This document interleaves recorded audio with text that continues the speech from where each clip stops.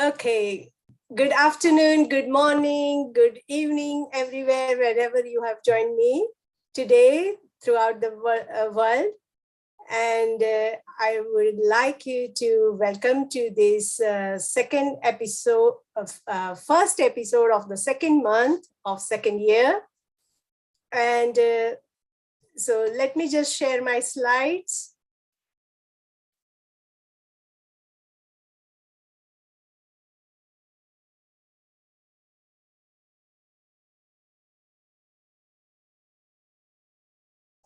And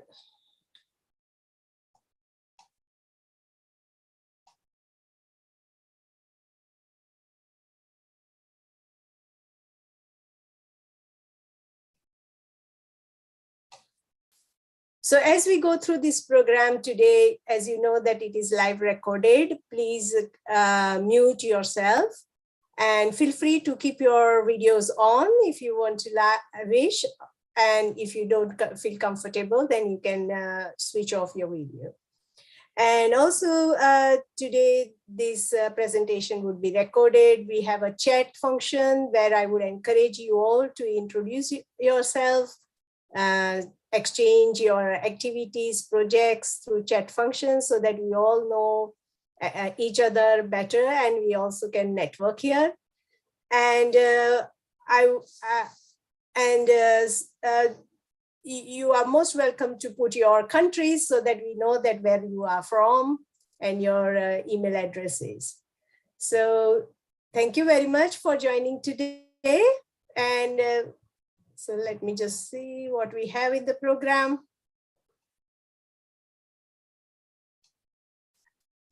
So as I said, today it is 11th February and our Friday Idea Exchange program. Today, I'm not going to go through the whole my slides like vision and objectives of our network. However, I would like to remind that we do 3 activities. Mainly, we engage with social media, and especially we take UN Month of the Gold, which is published every month.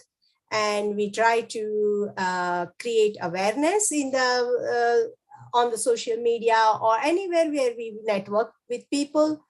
And generally, we try to put some positive examples, positive best practices, which are to spread the word and create an awareness. Also, we have another 2 main activities such as this one, which is monthly seminars. We do twice a month now. Until last year, we were doing just once a month, but we are fortunate to get several speakers and we are able to deliver now twice a month. Recently, I have also started interview series, which is called At Different Node. And I am pleased to announce that we did first interview, I did first interview with Sharon Drew Morgan. She's here today and she will like to tell a few words if she wishes to. Yes. You are muted, Sharon. Sharon Drew. Sharon Drew. Oh, this is a surprise. Good morning, everyone. The sun is just coming up here. I don't know if you can see it. It's 7:15 in the morning. I'm on the Pacific Coast in Portland, Oregon. We played yesterday, Renuka and I. We talked about change and innovation and brain circuits and putting time aside for thinking and what habits are and what bias is. And we had a lot of fun. So you're gonna put that out next week, Renuka? Well, it is already ready, but it wasn't ready just now. But I will make it available this evening, and possibly it will be out soon. Yes. I recommend everyone do it. We had a lot of fun. It was just a free-flowing conversation, and I woke up this morning realizing all the things I left out, and I already wrote her saying I left this out, and let's do it again. And so. It's fine. I'm sure. Well, we can bring you again. And I know you are also coming soon with a series, isn't it? I didn't realize I was doing ads this morning. No, not to worry. I will tell you. No, I'll tell them on March 2nd, I'm starting a 4-part series. One of the things that I do is I invent brain change models to change behaviors and change habits with new brain circuits. And I've been thinking this way since I was a child. But anyway, so I'm creating a series starting March 2nd, the first Wednesday of every month, called Messaging to Motivate Action, so that all of your wonderful ideas can be put out in a way that people will act on them and take action and volunteer and donate and start working together, as opposed to throwing things in the bin when they get it in the mail. So hopefully I'll see you all then. Thank you very much for this, Sharon Drew. And it was really a great pleasure yesterday talking to you and knowing more about your work. And I am very excited that we will see you more in these coming months. Other few projects that we are doing, like one is Strides, which I lead on making excellence education for sustainable development, or you can say sustainable societies and economies. And we are currently developing 8 publications, and we will soon making some conference or maybe like a seminar to speak about all this work.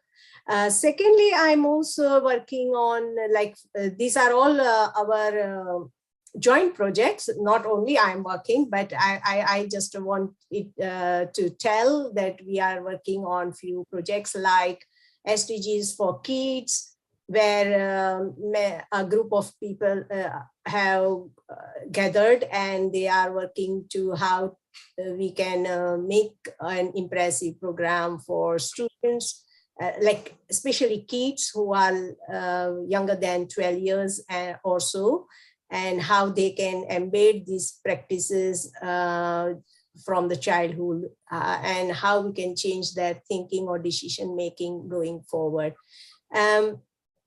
There is another program which I want to encourage and would bring in near future, is like developing a documentary on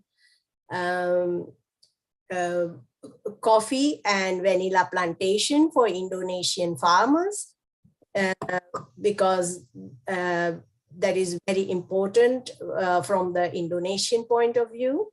And soon they will have this season, and so we want to educate them properly, scientifically, so that they can have the best crops, and they can build a local capacity to do these sustainable, like make the practices sustainable. The one project is on music. I am trying to encourage, like there is one band already there who are using recycled or uplifted instruments from instruments, and they wear recycled dresses, and they also sing on recycling and SDGs. So we are trying to make an online concert worldwide with an exhibition and one-to-one meeting for them. So these are a few projects which I'm looking forward to do in this first 6 months. We are also coming up with 2 conferences, and certainly one program, like one educational series is already going on in Philippines. And we have completed 3 episodes. 4th episode is on coming Friday. It is also online and free to join. The series is Introduction to Sustainability, and it is well attended by more than 100 attendees. So you are all welcome to share your projects and bring in some capacity development or partnerships, opportunities for our network.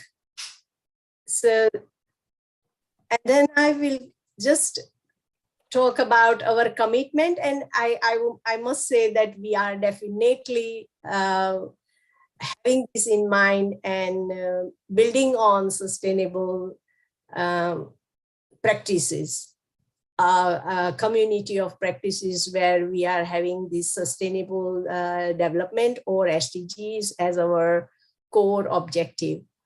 And of course, we have a strong mission to contribute towards sustainable societies. So, and this is the for February 2022, SDG 3 has been has been selected as a month of the goal by UN editors, and it is about good health. Goal 3 is about good health and well-being, and specifically it is focused on, like this month is focused on goal 3 because of COVID-19 pandemic impacts. That health system was overwhelmed and millions of people were pushed into poverty. And when health is not good, naturally it is impacted on income, and of course no one can think about well-being at all then. So it is very important cause, like a critical cause, to think about how we can contribute to it. Well, everyone, we cannot contribute directly, but we can also contribute towards awareness or just making a few changes in the sense of looking after ourselves. Like if we are healthy, if we have good healthy food, and if we remain healthy, then we will be able to contribute. We will stop putting stress to the health system, and that could also help. So we really need to think about it and see how we can contribute. And of course, I like this slide the most, which is like we have 1,250 coordinates. You might be wondering why I'm stuck to this figure, because last month I just thought that I will target this figure, and this month I have achieved this figure now, and so it is the same figure. And today our I think this slide is making very low internet for me, so I will just change it. Yeah, okay. And so I was talking like our one of the coordinator who is managing our membership, he mentioned today to me that we have 196 countries in the world, and we already have coordinators from 123 countries, which is really, really good. And hopefully, maybe by the end of this year, maybe we will be able to say, yes, we have reached worldwide, like we have coordinator from all the countries. So yeah, that's me now. Now I will, so this is the agenda for the day, that we are going to hear from Dr. Pranjal Kumar Pradhan, and he is going to give us a strategic steps to cope with VUSA. He will tell us more on what is VUSA, and also he is like, when I come to his slide, I will be able to tell you more about him. And we are also having another speaker today, who is Jordan Panayoto, and he is going to give us a very good understanding. I have heard him before, so I'm looking forward to hear him again. And he has a beautiful presentation on policies for achieving SDGs. Good intentions are not enough for success. And these both are very, very aligned with our objectives. One is talking about how we can cope and how we can become more excellent, like bring in excellency. And second one is trying to show us how we can match our policies and practices. So I think I'm very excited to hear both of them. And here,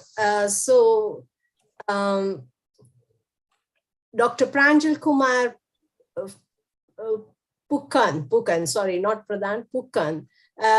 Dr. Pranjal Kumar Pukan is from India, and he has authored a book, Limits to Infinity, and he is a member, chairman, secretary, advisor to many, many, many institutions. A list can go on. He is a multidisciplinary person, like expert. He can talk about management, practices, policies, and a lot more. So, and I have seen his like a list of things, what he does, and he is equally good at mathematics to management. So I would invite Dr. Pranjal Kumar to give his talk, and I will stop sharing my slide.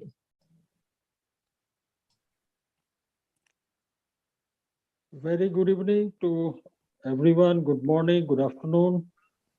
Once again, I'm thankful to Renuka ma'am for giving me this opportunity. Last time I missed because of that time gap, like 5:30 hours UK and India time.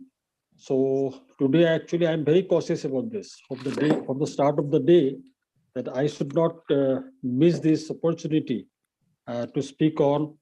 And I'm also thankful, ma'am, for your kind introduction of mine. And today's topic, as everyone is knowing, that how to cope with VUCA, that is volatile, uncertain, complex, and ambiguous. And after this pandemic situation, basically, you know that disruptions happened everywhere. Disruptions happened everywhere. May I stop you? Do you want to share any slides, or are you? No, only I will speak, ma'am. Okay, fine. Carry on. Because I have very specific points to discuss, so I thought I should be talking directly. Wonderful, not to worry. Yeah. So we are speaking about VUCA, that is volatile, uncertain, complex, and ambiguous. And in pandemic situations, you have seen that these disruptions has happened a lot in all spheres of our life, starting from supply chain, starting from customer dynamism has also changed.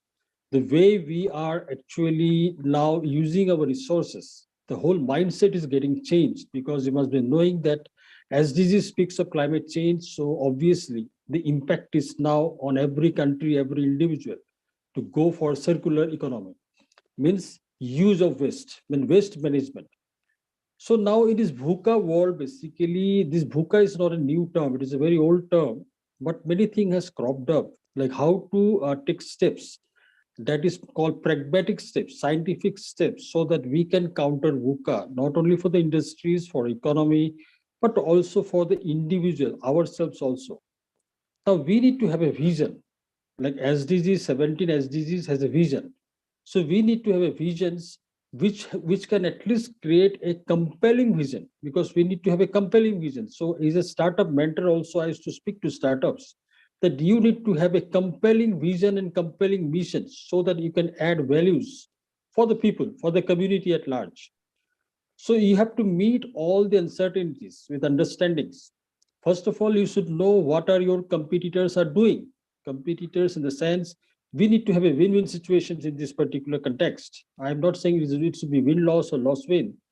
And thirdly, we have to react with the complexities with clarity in mind. So how come this clarity will come?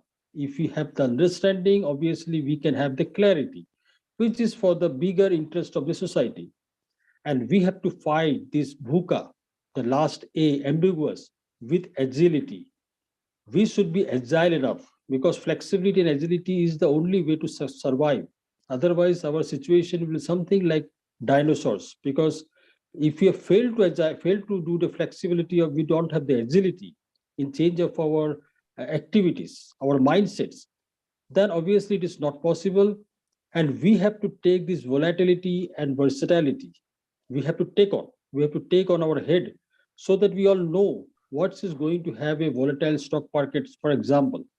So these have lots of unexpected stops and unstable economies which are settling down. We have to move from the uncertainty to the second of the VUCA. U is uncertainty. We have to move from uncertainty to understanding. We have to tackle complexity by building connections, which MAM is through Global Sustainable Future. This forum is actually doing the same thing. We are connecting with each other. We are connecting all countries, all citizens, all peoples, all like-minded ones. So that through connections only we can understand the complexity, we can take on the complexities, and we have to address the ambiguity with leadership agility. So my next big topic, which is I'm going nowadays, I'm also going to write a coffee table book, that leadership role is going to have a very important and significant impact. Because unless and until we have the leadership role in each and every aspect of our economy or society, it's not possible. So that's the reason I told we have to address the ambiguity of VUCA, the last A1, with leadership agility. Now, two popular examples of VUCA, which I can just state here, is one is Uber and other is Airbnb.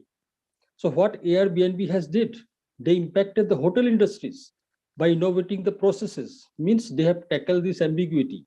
And Uber has, that it revolutionized the whole taxi industry by creating a ease of booking, because they did nothing specially. They just create differentiation in the market. Thereby, they have created blue ocean in the red ocean for others to follow. So they both have a unique model, which is only happened because of the agility in leadership roles. So leadership in both the cases are having the tough-minded and tender-hearted. They have to be tough-minded to tackle this ambiguity, but they has also to be empathized, and anthropocentric, means human-centric approach has to be there. That only anyone can survive VUCA. So VUCA leadership, what I told you, is basically the ability to shift and focus and respond to changes in the business environment with corresponding actions, which are focused, quick, and agile. So these three things are very important. We have to be focused, we have to be quick, and we have to be agile. Now, one more thing, which will be just, I think you all be knowing, that we have came up with one more acronym called VUCA Prime. What is VUCA Prime basically? They have just changed these four words, four letters from volatility, uncertainty, complexity, and ambiguity to vision, U for understanding, C for clarity, and A for agility. This is the new term to counter this VUCA through VUCA Prime. And this is a model which has helped many individuals, organizations, and institutions to succeed in a VUCA world. This is created by Bob Johnson of the Institute for the Future.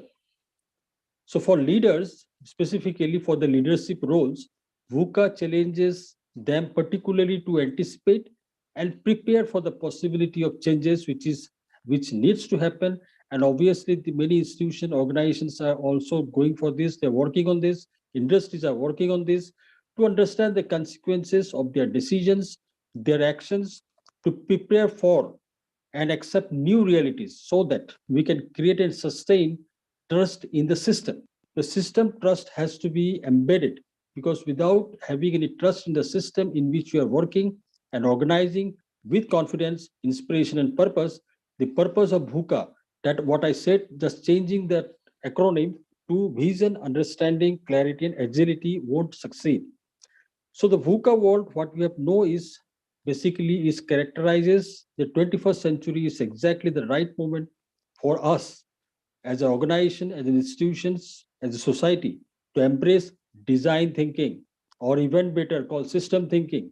I am actually also doing these activities for the startups, youth, students, to have a design based approach.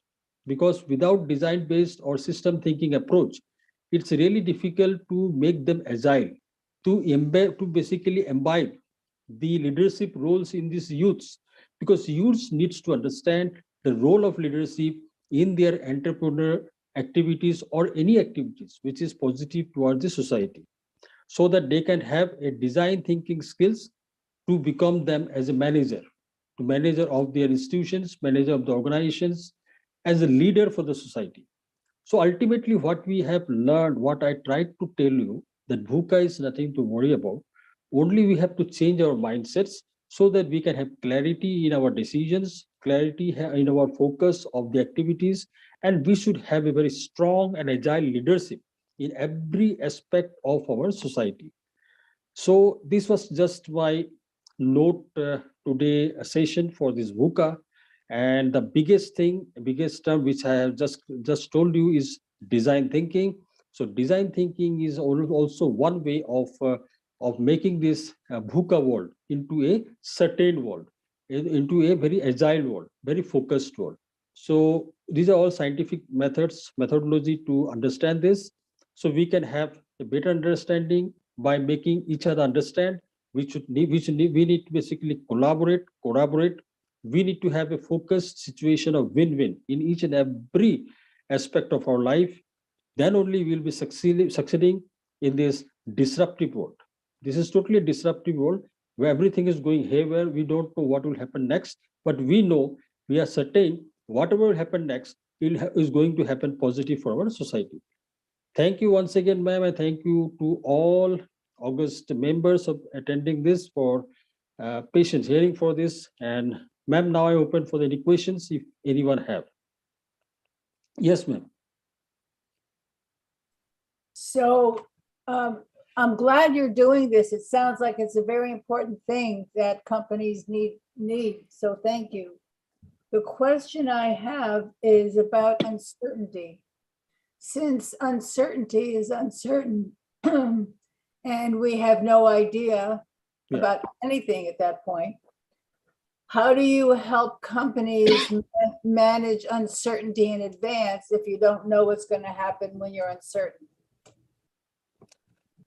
Everything is in this world is uncertain. If I say mathematically also, we have lots of mathematical modeling, like Heisenberg's uncertainty theory is there. It is very famous. When everyone was discussing about the smallest part of the atom going up to neutrino, then the Heisenberg theory of uncertainty came into picture. At that time, he told that we cannot ascertain the position and location of any single molecule at a particular context of time and space. It means science also understood that everything, like mathematics, we start with let us assume. So uncertainty, actually, we can counter it. We can counter it like we need to understand in which context we are actually having at this moment, and we should know that as the whole context is uncertain, so why we can't be so agile that if anything happens, then we can have a plan A, we can have a plan B, we can have some other plans, so that we can counter the situation so that losses can be minimized. So there is the one way, like design thinking way. We can have many other processes are there which companies are actually adopting. So like we have, why we don't have one departments? We have number of departments interlinked with each other. Suppose one department fails, so other department or two or three departments can at least counter that losses because of the uncertainties. But we can at least have with some experience also to what level of uncertainty can be there in a present context if it is defined one. If it is not defined, obviously it is a project. So that is the reason the project management methodologies has come into picture. We put lot of dummies, we put lot of uncertainties in the figure, and we then counter it slowly, we simulate it through computer simulation process also there, so that we know that without harming anyone, can this be done through some system in machines and get the results quite near to the actual one or deserved one. So that also means that you need to have a lot of trust and buy-in amongst the people working together so they're flexible. Yes, that combination permutation has to be there. Thank you. Hi, Sharon. I'd like to give answer to your question, if I may. Yes, why not, sir? To Sharon, it is an answer to Sharon's question. My So name- you did ask, my name is Sharon Drew, by the way, Sharon Drew. okay, sorry, Sharon Drew. So your question was how you can manage uncertainty, correct? Okay, so I can tell you, you can do that if you have proper methodology to establish causation, meaning if we do A, then we will necessarily get B. So when you have such methodology, you can manage uncertainty. And if you wait, you will see this in one of my slides later on. Thank you, Jordan. I have because I always think about change and people's connection and communication and so forth. And I understand that buy-in is one of the necessary components of any change in decision-making. I'm always curious when these methodologies are spoken of, how you're bringing in people, any resistance, because when you push content or push methodology or push anything into people, you're not enabling them to consider their own values and so forth. And so they will resist unless they're bought in. So how do you push a methodology, even if it's correct, to people who aren't bought in, whose beliefs might be offended by the methodology, and yet they're needed? And all decisions get made from beliefs. So how do you handle the belief change when there's a problem and you need to push a methodology?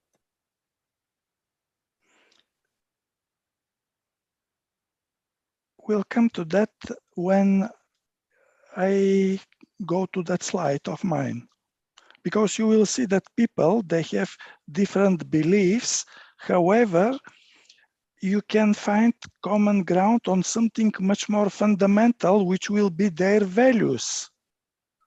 So when people can unite around certain values, then even if they have, if they might have different beliefs, they can come up eventually to some kind of consensus. Yeah, we call that chunk up. Do you also call that chunking up? I call that chunking up to the value that everyone can agree with. So we all agree we all need food. We all agree we need shelter. So we chunk up high enough, everyone has similar values. So yeah, I agree. Okay.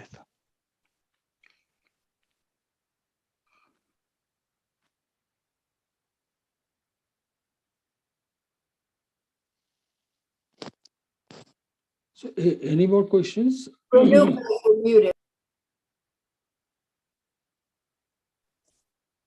Sorry. No, I would just go back to the Pranjal's point about leadership. I think if leadership is taking care of these values and the way they are presenting that they can accommodate others' beliefs, others' requirements, others' values, then probably they would get buy-in. Exactly, ma'am. Yes. Actually, leadership is that's why I said the leadership role is the pivot. Actually, nowadays, whatever we are discussing scientifically also, we are human-centric. That's a design thinking, empathy. So the first point is that when we discuss about the problem statements and pain points, we always take into consideration the humanity. Anthropocentric values has to be there. So obviously the value system is so complex that it is not like herds of machines that we can put all together. But we have that's the reason design thinking takes these things into consideration. But to be successful design thinker, you need to be a good leader. You need to understand the impact of your decision or action which is going to happen to the society at large. Yes, So thank you. that's the main thing. Thank you. I had this question, and I was just going to ask that what you are calling as a leadership. And I think you have answered a part of it already. But I was also interested in when you said that we need to respond. So what needs to be responded and how needs to be responded? The difference between leadership and managership is that leaders are basically they don't want anyone to follow them. So they are actually at the back of the herd, back of the people. So people actually go before, and leader is at the back of them so that he can understand where he is leading his group. Or So she. he should be more proactive. Or she. Or she. She also finds out. Oh, sorry, he and she both. I'm sorry. So he and she. So the leader can be he or she. So what I'm saying is the leaders he should be in a position to anticipate the problems before his team anticipates it, and that is the leadership. So once he has these qualities, then obviously he's a leader. He understands the problem from the human-centric way, and he can design using the design-based approach. He can find the solution which is amicable to everyone. He never imposes his decisions to anyone. It has to be amicably being decided based on the approaches the leaders takes for his community.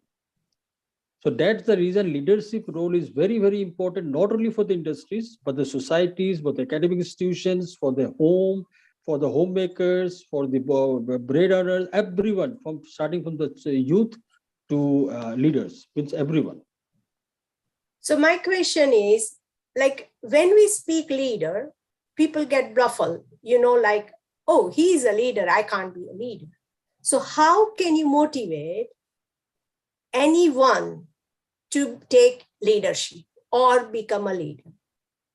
First of all, we have to motivate them. And now I'm saying them, it may contain she or he, that they should be motivated to take actions. If they are afraid of taking actions because of failure, they cannot be a leader. Risk-taking aptitude has to be there. Leaders never work for his name or he or her, he means her or his name.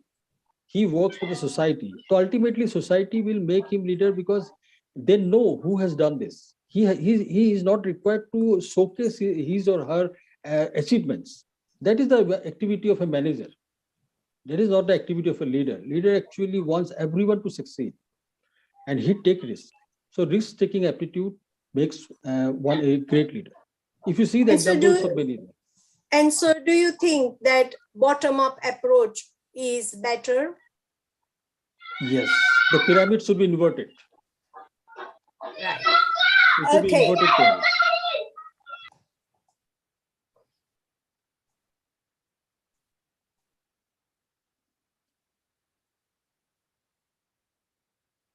So thank you very much, Dr. Pranjal Kumar Pukan. I think we enjoyed your talk, and it was very thoughtful, like about telling us about complexity and so on. So thank you very much.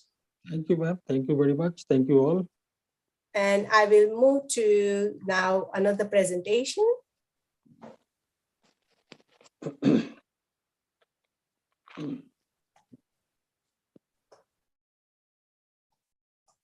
So now we have Jordan Panayoto from Australia. And I believe it might be a very late night there, Jordan. What is the time in Australia? You are muted. Right now, it is 10 minutes to 3 in the morning. Oh, I'm so sorry for this time, but I really appreciate your enthusiasm and your motivation for being here. So thank you very much. So Jordan is a strategic policy advisor for SDGs, and he has been independent researcher, like he has an independent center for analysis and research of economics. He has worked for intergenerational inequalities and social responsibility and many other areas. So he is expert in policies. So I welcome you to share your talk today. Just to ask you something, how can I upload the slides of my presentation? Okay, if you look at the bottom, you will find a green icon called share screen. Yes. So click on that. Yes, I can see it. So and I you will will find choose windows and then there. I will share. Yes, exactly. Thank you. The question is, can you see it now? We cannot see. Because it says error code 105035. Try later. All right, then I can share your slides because I have them. Thank you so much. It is the resolution of your computer which is not allowing it to share maybe. So let me try and try to share from here. Okay, just now please give me little time to open your presentation.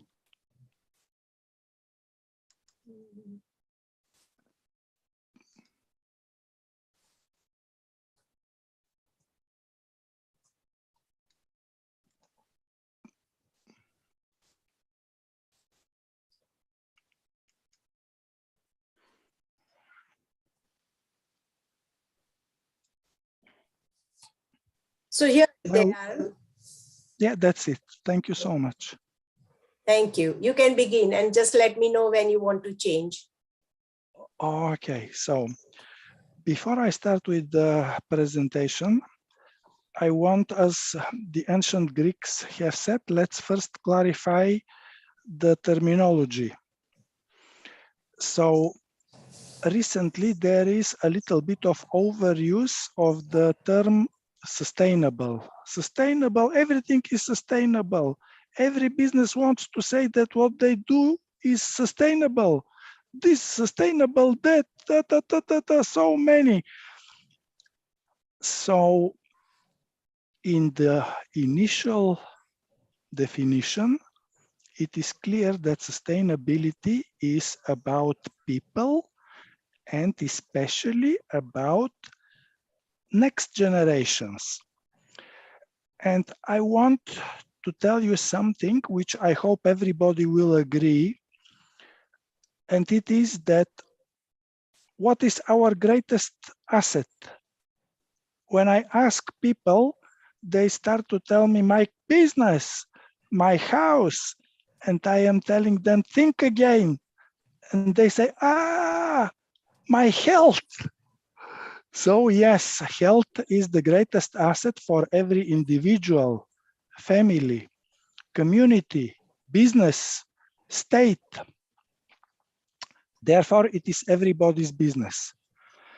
Now, there is a little bit of misconception because many people, including those which are in health sector, are confusing health with healthcare.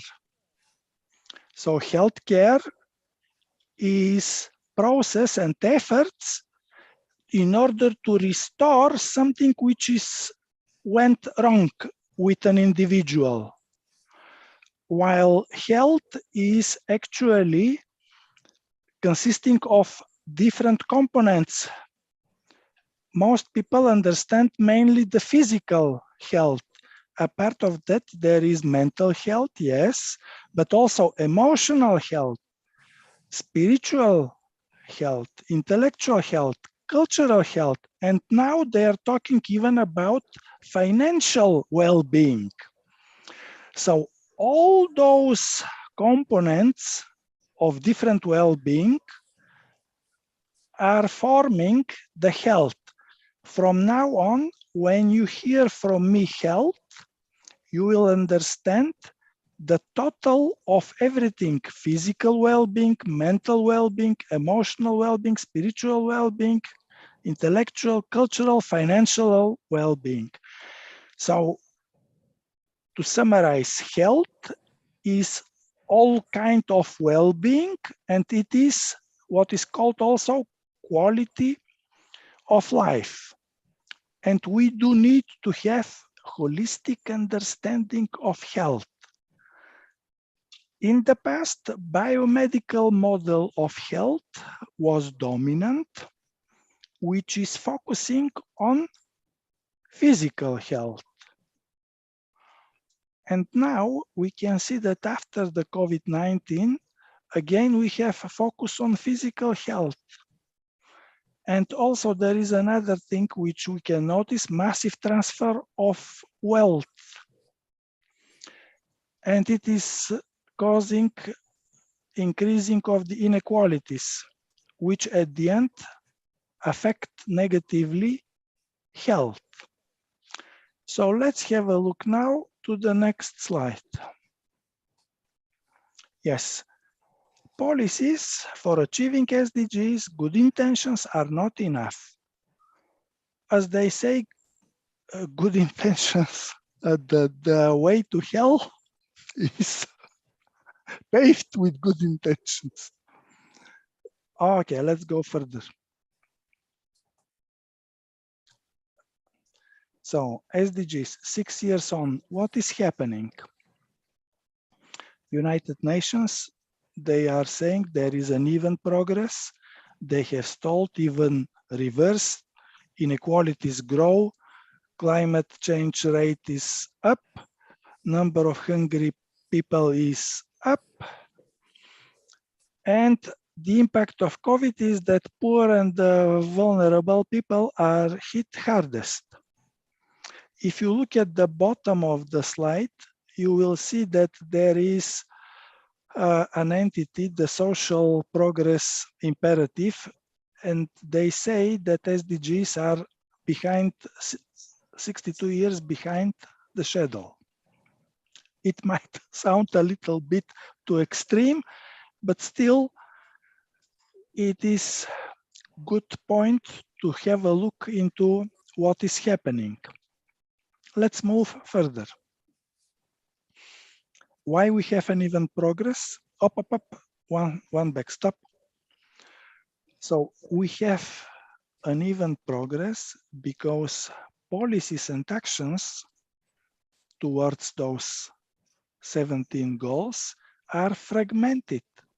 There is lack of coordination. There is lack of understanding of the interrelations between the SDGs. And by the way, as soon as goals were announced, I have pointed out that they are interrelated, and SDG 3, good health and well-being, is the common denominator for all of them. So this is the next logical step.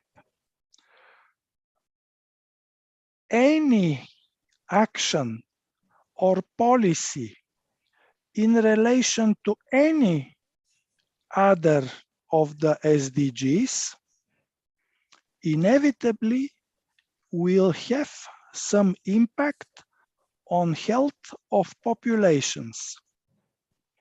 And therefore, those impacts should be investigated, assessed, and taken into account from decision makers in order to design policies in such a way that there will be no possibilities for growing of inequalities, because those will lead to health inequalities, and health inequalities are unfair and inefficient allocation of limited resources.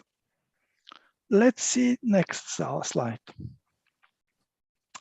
So some researchers did try to show the interactions with SDG 13, which is climate action, and they are going from -3 to +3. But this is not too helpful to avoid creating of inequalities. Let's move to the next slide. So, co-benefits, synergies, and trade-offs. From what perspective? For who? Scale, okay, 7 different points. Who will decide on what basis? We are looking into it, and we are doing those actions. And the most important question, what is the ultimate goal of development? Think for a second and tell me, what is the ultimate goal of development? Later, we will see that, especially the financial sector, they see the ultimate goal of development as getting sustainable return on investment, making shareholders happy. So, better and fair world, they say. But what this means for 17 goals, 169 targets in 193 countries, all of them with different contexts, including different contexts in one and the same country. For example, in United States, it is one situation at East Coast with New Jersey, where dentists and lawyers live, and another situation in Wisconsin. And we can see the difference immediately when we look into the data for infant mortality, for example. Then we should ask what policies we need in order to be able successfully to address SDGs. And then what approaches and tools will be up to the task. Let's move to the next slide. So, why health is in the center of all? Once again, policies and actions in absolutely all sectors have impact on health of populations, and therefore it is the common denominator for all of them. You can see here the hashtag, and when you go on the link at the bottom, you can read it is 5 to 6 minutes where it is properly explained. For this reason, I am suggesting sustainable population health, health in the holistic understanding, as an overarching indicator for success in achieving all sustainable development goals. So COVID-19 proves again that health should be in the center of sustainable development. However, I have to point out, at the moment, the focus is not only on the physical health, but even on a very narrow part of the physical health. Check in your country what is happening with the mammography for women.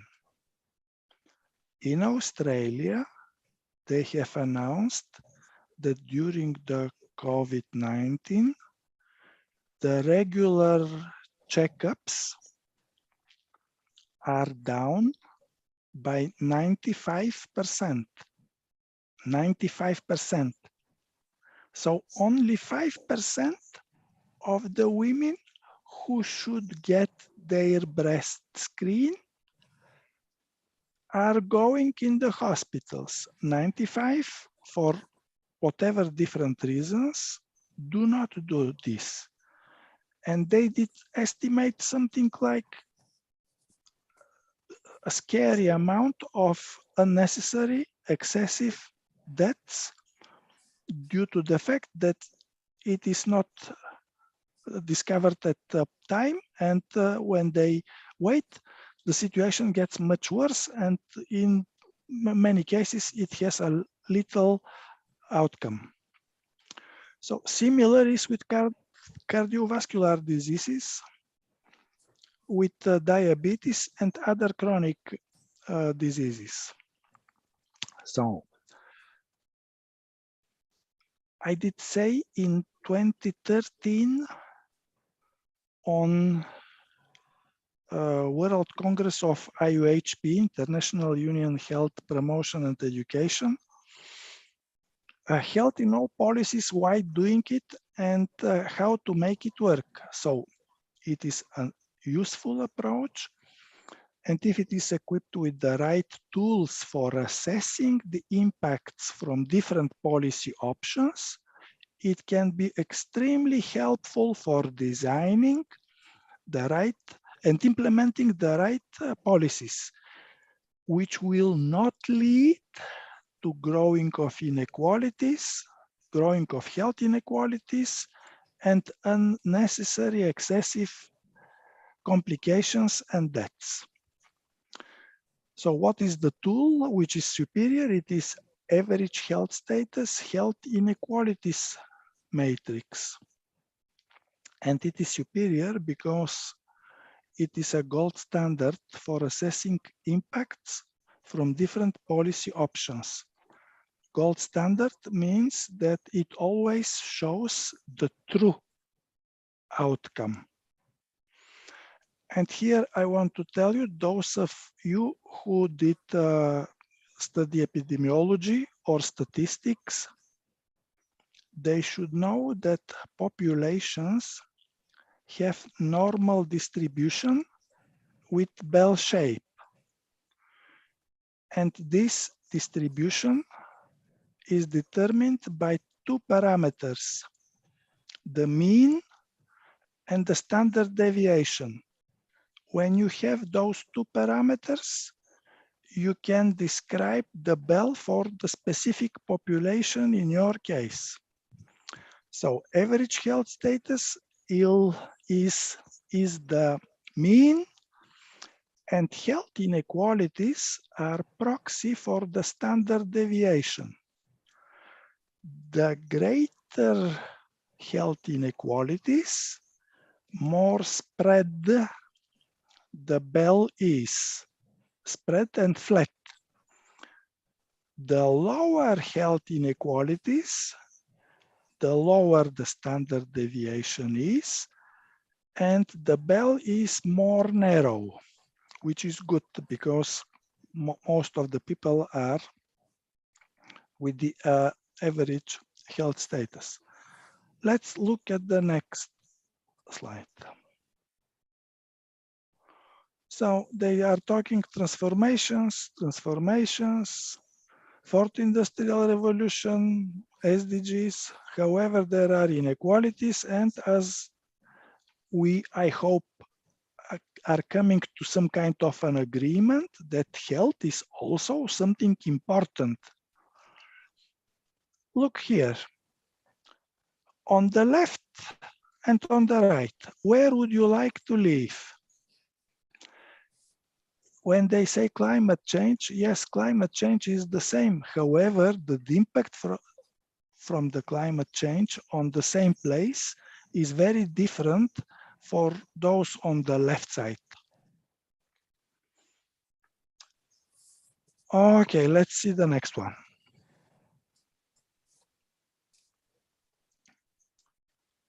There is understanding that climate change has differential impacts, locally and also globally, meaning different groups of the population are affected differently. What we did see on the previous picture. Also, I have pointed out even before the SDGs were launched back in April 2014 that climate policies and actions, both as adaptation and also as mitigation, also have differential impacts. And because policies have impact on health, when addressing climate change, choices for allocating limited resources should aim improving health of whole populations. What we did see on the previous picture. And they should be developed to prevent creating or widening of health inequalities. Good. How this can be done? Let's see the next slide. So this is it. By the way, I'd like to tell you one thing in order to appreciate what it is. In April 2004, I have sent an abstract to Third International Conference on Urban Health, which was in Boston. In October that year, I was in Boston, I presented it, and I have sent an email to Michael Marmot, Professor Michael Marmot, Sir Michael Marmot. Renuka knows who that is. For everybody else, this is considered to be the godfather of social determinants of health and one of the top world experts, if not the very top, for achieving health equity. So I have sent him an email that I did make a presentation, which the conclusion was that biomedical model of health, which was predominant, cannot address all determinants of health. Therefore, we should pay attention to social determinants of health. I did send him this email in October 2004. In March 2005, United Nations did establish the Commission on Social Determinants of Health. So either I did have internal information from the United Nations 1 year in advance, or I was able to forecast what is going to happen. So why I am saying this? Because from March 2005 till October 2008, 3.5 years, over 300 professors, top professors from all over the world did work on it, and they could not come in their final report with what they call generative mechanisms for health inequalities, meaning the causality between interventions and outcomes. And this is here, the causality. On the left-hand side, we can see it is outcome from any policy program or intervention. People can be either better off or worse off. They are either winners or losers. And losers are those who are benefiting less or nothing at all, or in the worst case scenario, they are worse compared to their previous situation. So I am the very first one who is distinguishing between previous and new, winners and losers. And there are 9 possible combinations between previous and new, winners and losers. This is on the left-hand side. And each combination leads to only one result with impact on health of population, which is, as we said a few minutes ago, determined by 2 parameters, average health status and health inequalities, which can either increase, decrease, or remain the same. It might look a little bit complicated. Let's move to the next slide, and it will be a little bit clearer. So on the horizontal axis, we see average health status. On the vertical axis, health inequalities. Let's look at the red line. we are starting from certain point, which is different for every different country and even every different municipality in some cases. And then we have policies which are according to case one from the previous slide. Previous winners are benefiting more than previous losers. And then what happens is average health status grows, however, health inequalities also grow. And then when it repeats over time and over different policies, the line gets steeper, steeper, steeper, and then we are coming to what I call that performance point, meaning that improvement in those who are getting it is offset by deterioration from those who are worse off. If there is no change in the policies, the system moves on the black line, where we have a reduction of the average health status, while health inequalities continue to grow. This here was presented from me for the first time in August 2006 in Rio de Janeiro on the 11th World Congress on Public Health. You can see all the slides in the presentation at academia.edu. So, and I am giving there an example in 2006 that United States is a brilliant example for moving on the red line. And if they do not change the way they allocate resources, they will come to that performance point, and even they will move on the black line, meaning that the average will start to reduce. And this is precisely what has happened after 10 years after I did the presentation. So from end of 2016, 2017, they have stalled, and recently they are moving backwards. Average health status goes down, health inequalities further increase. Let's move on the next slide. So here is SDG 13, climate action. This is everybody is talking now about climate action, climate action. We are late. And I am looking at the most reputable entity, International Atomic Energy Agency.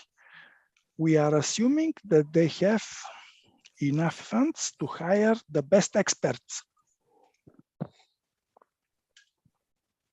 And this is what they are showing on their website, that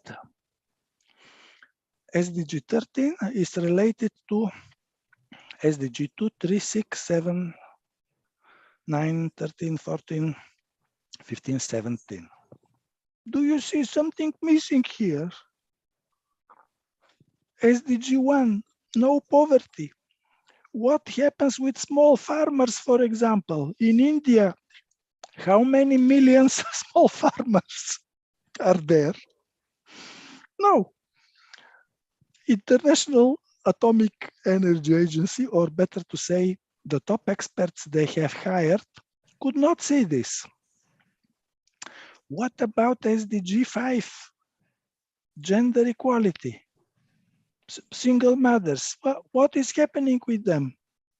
No, top experts do not see this relevant to them.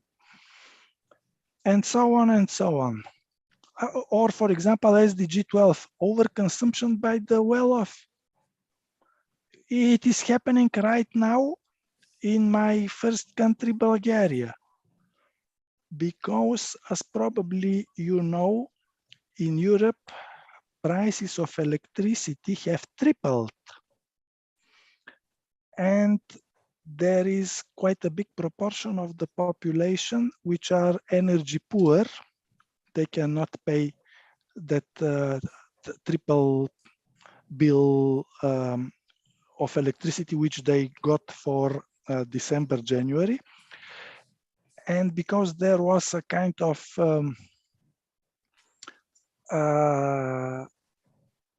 upheaval, not exactly, but people are of course not happy, and the new government, in order to keep them calm, did put moratorium on the price of the electricity.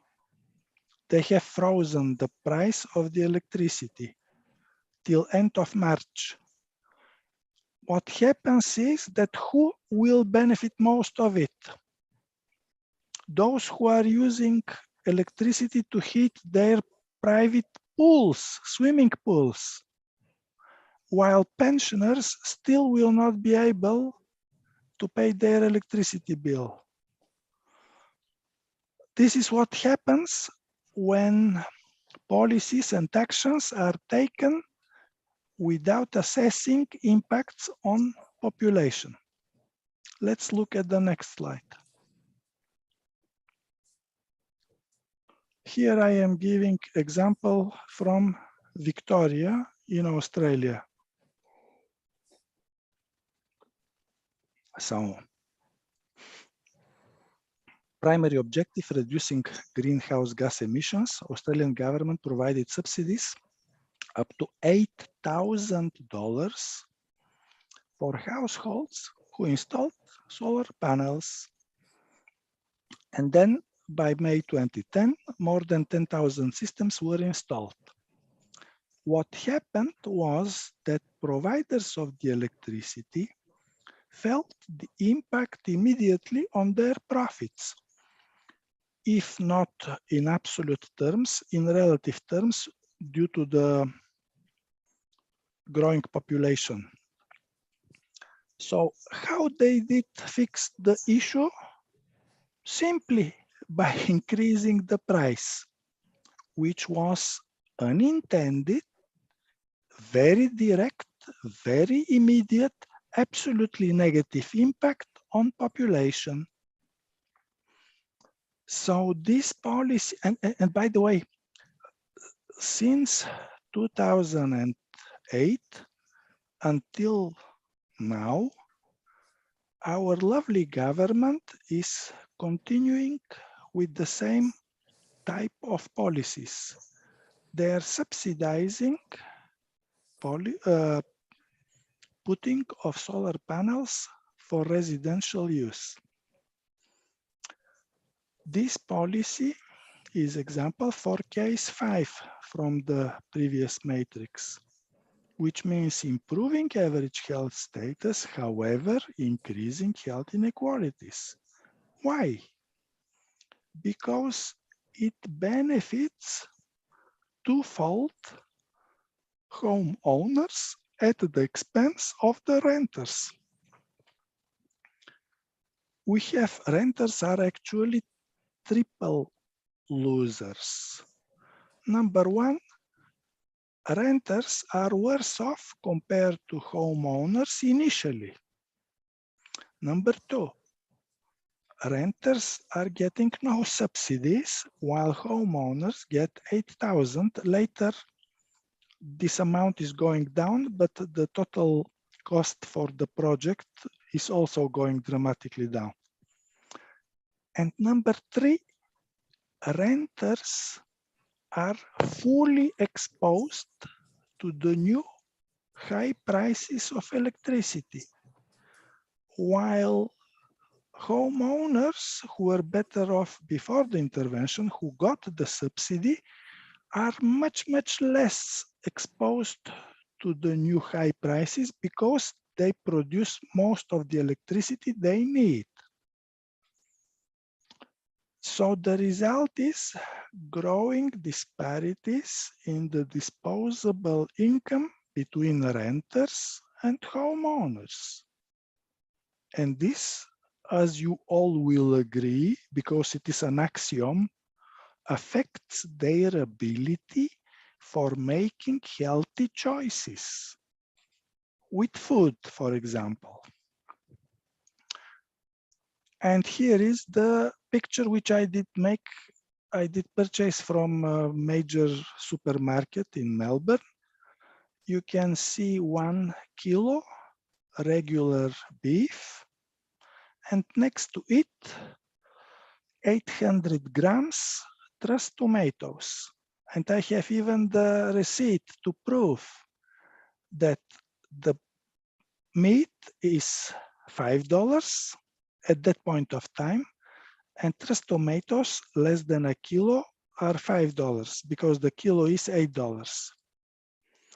So what would you buy to feed your family if you have only $5 left in your pocket? I am saying this because there was a very aggressive TV campaign. Go for 2 fruits and 5 veggies. And when I did meet the very top public health expert in Australia, in Melbourne, and I gave him this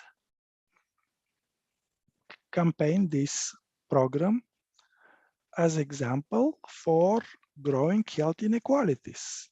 And he almost jumped, why? And I told him, if I have $5, what I will buy.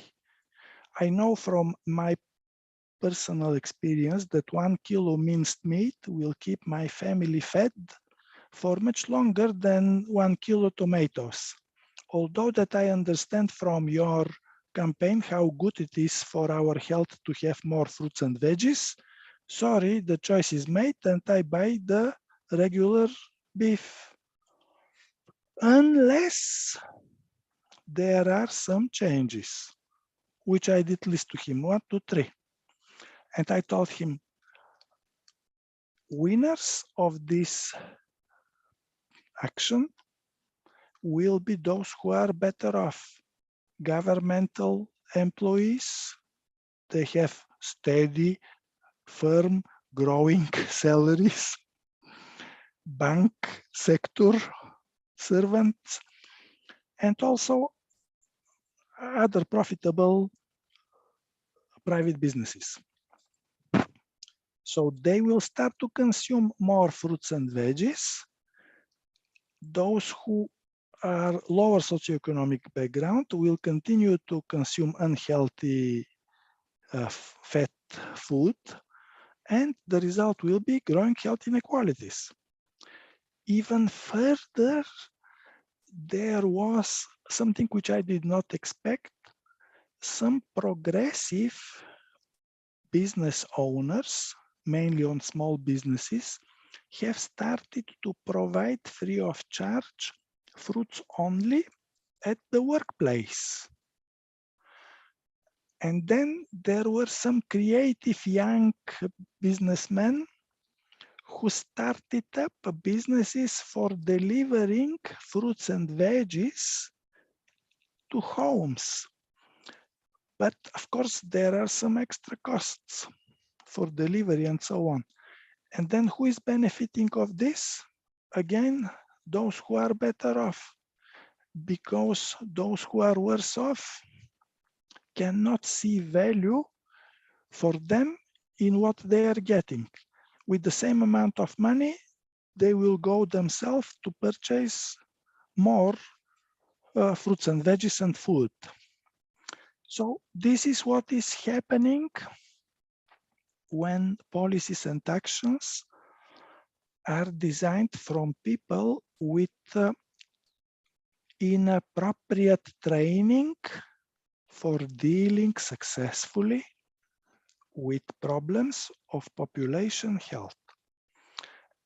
And the last sentence, I did borrow from one of the really very smart people in public health. He was founding director of Canadian Institute for Population Health. And he did say this in Rio de Janeiro, August 2006, in the biggest hall, over 2,000 people. And I did congratulate him for his bravery, instead of being promoted, they have kicked him out. I mean, people, public health people in Canada did kick him out. Okay, so let's move further. Sustainable, sustainable, sustainable. What? The loudest voice is in the financial sector because they have most money and they fund everybody else. And we have the impression that what they say, because they are with most money and they have the louder voice, we think that this must be the correct one. So, and I am giving here example, sustainable finance. From who? Sustainable finance? Switzerland. In Switzerland, they understand of money. We understand, yes. So, others are talking about sustainable markets.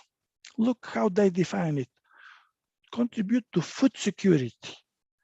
And then put environmental sustainability, economic development, because these are the two of the three circles for sustainability, and poverty reduction.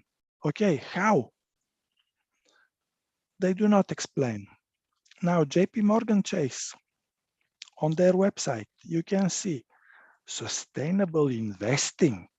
This is for them the most important thing. Investing approach that aims to deliver long-term sustainable financial return. So, what is it? Again, they are putting profit before people.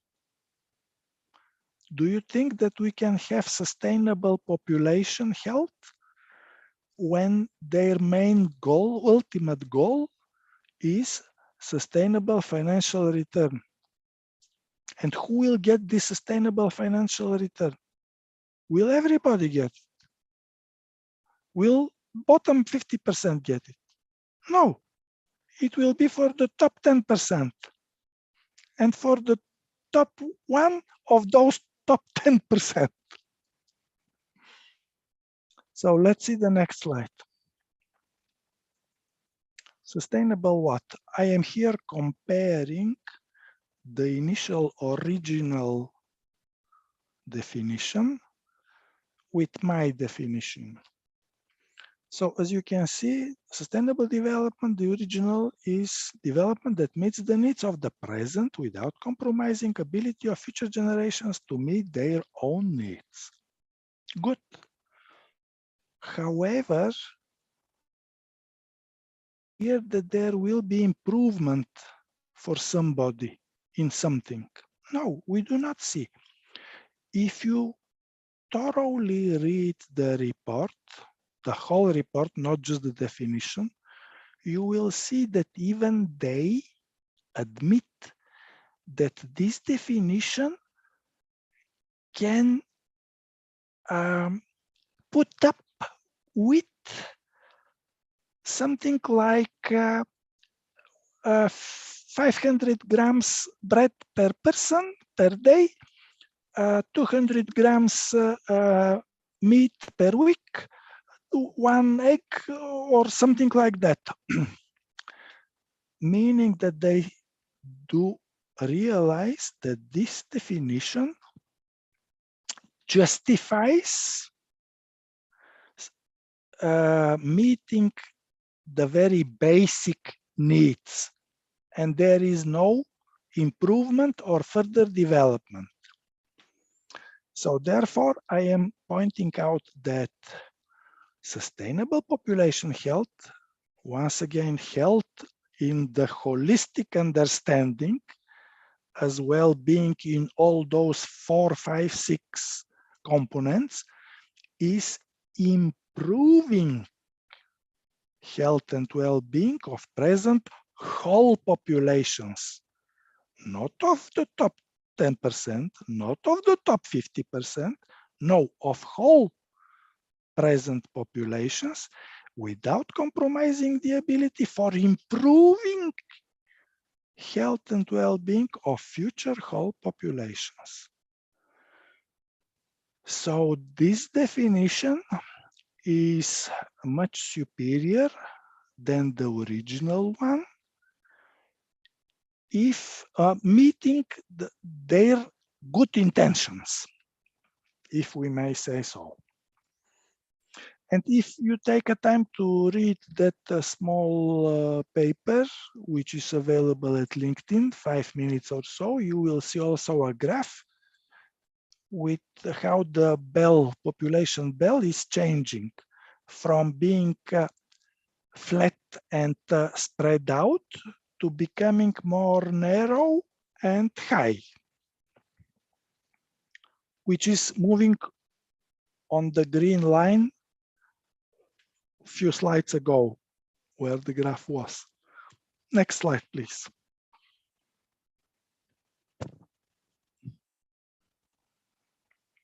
Okay, we are at the end. What are the key messages? I hope that there is consensus all over the world now that SDGs are interrelated and there are complex interactions between them.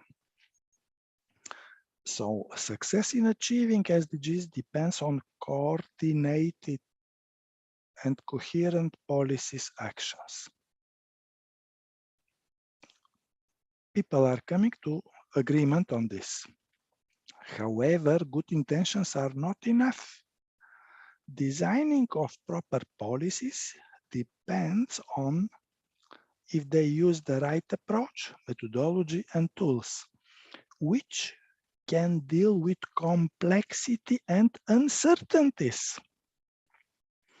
Also, which can develop and assess different scenarios. If we do A, we will get B. If we do X, we will get Y.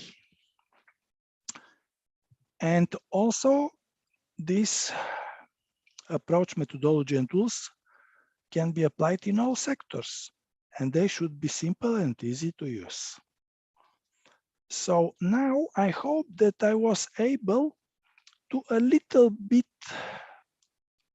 try to make you thinking of what actually sustainability should really mean and why sustainable population health is the overarching indicator for success, which facilitates policy coherence. By the way, there is one smart guy from United States. In 1984, he did write a small book, The Anatomy of Power, John Kenneth Galbraith, and he says there, the more goals you have, the less likely to achieve them. Remember, 17 goals, 169 targets, 193 countries with different contexts, compared to sustainable population health in any given community. And then health in all policies is the right approach, which applies to all SDGs and also is able to reconcile different objectives. And then what is the great tool? This is the matrix, average health status, health inequalities matrix, because it is based on critical realism. If we do A, we always get B. If we do something on the left-hand side of the matrix, we inevitably will get the precisely result on the right-hand side. And this is gold standard. Why? Because it always shows true condition, even if we do not know the specific degree of the impact that will happen. So sustainable population health and sustainable development are really inextricably interrelated. And for sustainable, you cannot have one without the other. So this is it. Put the last one slide. Thank you for your attention.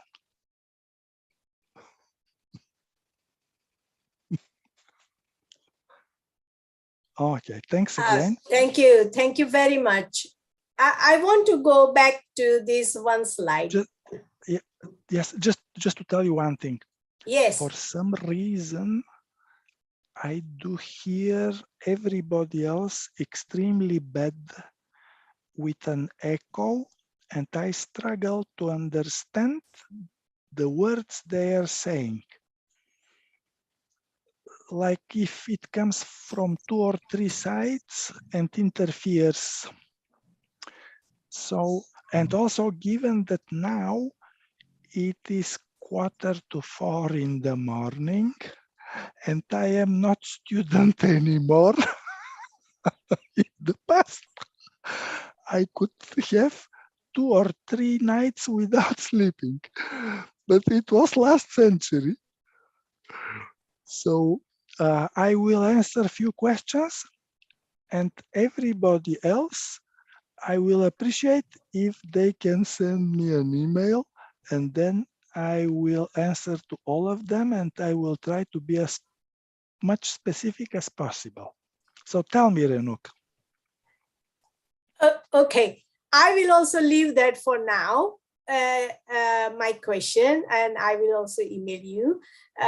Just wondering, would you be able to share an example which you said designing policies depend on right approach, methodology, and tool which can deal with complexity, uncertainties, and all sorts of things that can achieve. So can you give any one example of a policy where that policy has been successful in diminishing inequality in any sector, anything? It is difficult. I will tell you why. Because most policies, if not all of them, in Australia at least, are developed from lawyers. And they have different training. Nobody did tell them that each and every policy will have differential impact. Nobody did train them, therefore they do not even think for a second that they should consider what the consequences of what they are pushing through will be. And as with the example for subsidizing of solar panels in Australia, this is a brilliant evidence that even with their mistakes, with more than 10 years doing the same mistake, they are not realizing it. But there are examples. I will give you example immediately, again from Victoria. So, because there were long queues at the emergency departments of hospitals, I am saying for decades, not now because of the COVID, even before that. And what happens is that you go there, you wait 5 hours, 8 hours. If it is winter, there is a stream, and I am joking. If you are not cold enough, you will get cold, and then they will treat you. So they were thinking how to solve this, because people with private health insurance go immediately to private hospitals and they have 0 waiting time. those who do not have private health insurance, which is about 50% of population in Australia, go to emergency department. And then they are making them to wait in order not to have too many visits. So you should think, does it work? Am I so bad to go to hospital, or better not to go to hospital to wait 5 or 10 hours? And then somebody gave them a proper idea. So they have established a phone service, which is free of charge, nurse on call. If there is an issue, you call that number, and then you are getting advice from a properly trained, highly experienced nurse. And this is example for a policy which benefits those who are worse off before the intervention, and it is not harming those who are better off before the intervention. So this is, if you go and read the paper Panayoto of 2015, you will see that there are 4 examples for different policies illustrating different cases from the matrix. But I think that it was a good example, and you can understand that nurse on call is a policy which is benefiting those who were worse off before the intervention, and it is not harming those who were better off. They continue to go to the private hospitals, and the result is waiting time at the emergency departments goes down, average health status goes up, and health inequalities go down. If somebody wants, he or she may take a data for 10 years or more and put a PhD course for describing how that works and why it was successful. Yes, thank you. Thank you very much. We also have the similar example here in UK, and they have actually developed 2 apps. One app is you pay and reach the doctor, and one is free for anyone to call. So it benefits both. So, but again, they haven't made any discretion from where you go and you will put in the line. So that is really good, that even if the person who pays is not, does not escalate the ladder of appointment. Mm-hmm. And so I think this example is really good one. I can understand, and it is same here in UK at the moment. If I may say something, in UK, many people that are engaged in health equity do know me very well, and they are trying to get bits and pieces from my work. And I will give you one example. In October 2008, there was international conference on health impact assessment in Liverpool, in UK. So the keynote speech was from Margaret Whitehead. You probably know her, Professor Margaret Whitehead. She is considered to be world top person on health inequalities and how to reduce them. So after she finished, there was a question from a black young lady, and she did ask, if equity, meaning health equity, is fairness, how do we judge for equity? How do we judge for fairness? I have to tell you, I am asking that question since nobody from the world professors is able to answer. They cannot answer. The same did happen with Margaret Whitehead. She could not answer. She started to cough. Maybe there was some dust in the air. She was coughing really very badly. And that was it. I knew the answer because it was part of my presentation the same morning. And I was very, very polite, and I decided not to embarrass her. And then I did approach her during the coffee break, and I said, come to my presentation, you will see the answer. It is by avoiding double losers. So this is the very short answer. How we judge for fairness, by which we judge for equity, and the answer is by avoiding double losers.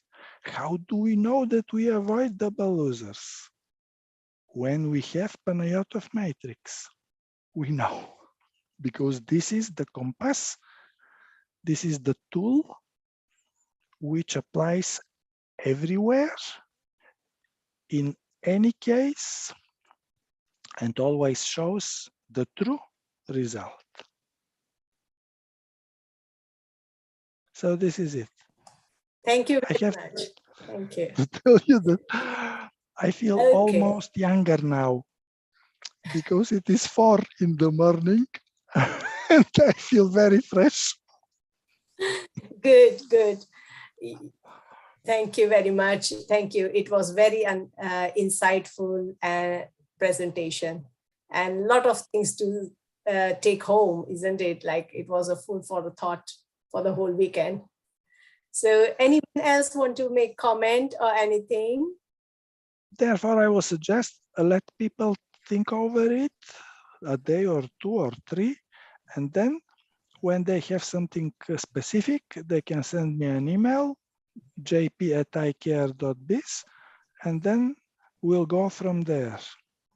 Sure, I will include your presentation in the PDF which I send off, and so they all will receive your email addresses. I did not say something that it is also very useful for investments, because at the moment, those big financial guys, which have the louder voice, they are saying ESG, ESG. But recently, last month, Bloomberg did publish an article pointing out problems with BlackRock, who are at the moment the top leader with ESG investment. It is also useful to read that article, Bloomberg, from 1st of January this year, and people can realize that actually there are a lot of issues with ESG which are not solvable, and then the result, not immediately, but in few years, is not the intended one. Okay, that was it. Thank you. Thanks Thank a you. lot for everybody for your patience. I hope that it was useful for you. And let's make really the world a better and fair place, because now we know how. Thank you. Thank you. I will stop recording now.